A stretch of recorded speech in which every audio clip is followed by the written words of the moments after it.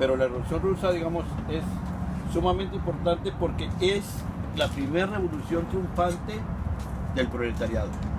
Es decir, Marx y Engels habían planteado toda una serie de tesis de análisis del capitalismo y ellos habían dicho una cosa muy elemental. El capitalismo va a llegar a un punto en que las fuerzas productivas, es decir, las fuerzas productivas, la maquinaria, la tecnología, incluso la fuerza de trabajo, van a ser frenadas porque hay una forma de apropiación de la producción, que es una forma de apropiación privada. Y entonces va a llegar un punto en que van a ser frenadas estas fuerzas productivas por el sistema. Y en efecto, llegó.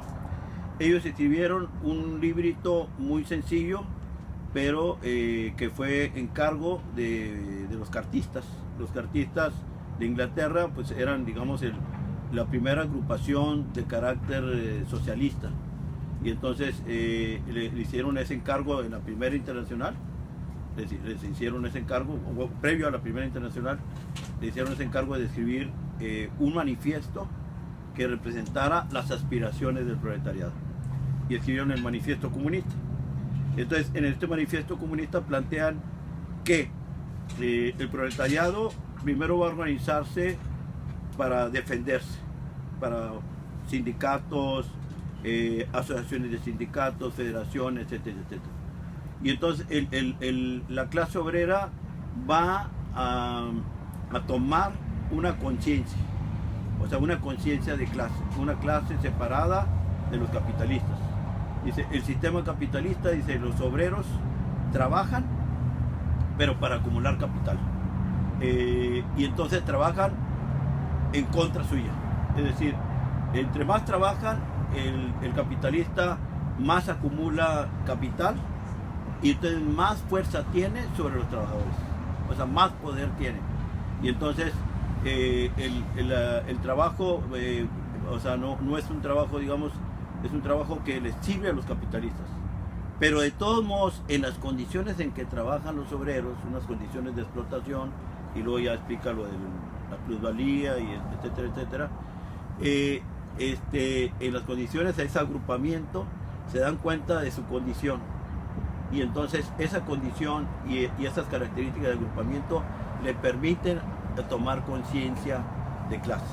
Tomar que es una clase separada, una clase opuesta, una clase antagónica, es una clase que prácticamente es una clase explotada, ¿no? Y además, todas las sociedades se han caracterizado por tener fundamentalmente dos clases. O sea, el esclavismo eran los amos y los esclavos. En el feudalismo era el señor feudal y los siervos. En el capitalismo es los capitalistas y el proletariado. Y entonces estas son las dos clases antagónicas. Existen otras, como ahí lo refiere, la pequeña burguesía, que son fundamentalmente los artesanos, los profesionistas libres, es decir, un médico que tiene su clínica, un ingeniero que tiene su despacho, un arquitecto, etcétera, etcétera. Pero prácticamente esta clase, o sea, no tiene, digamos, una conciencia muy clara de su posición. Y entonces existen dos clases que sí tienen conciencia clara, que son los capitalistas, una clase poseedora de los medios de producción, y una clase explotada que es el proletariado. Y entonces el proletariado va a tener necesidad de, digamos, de independizarse, de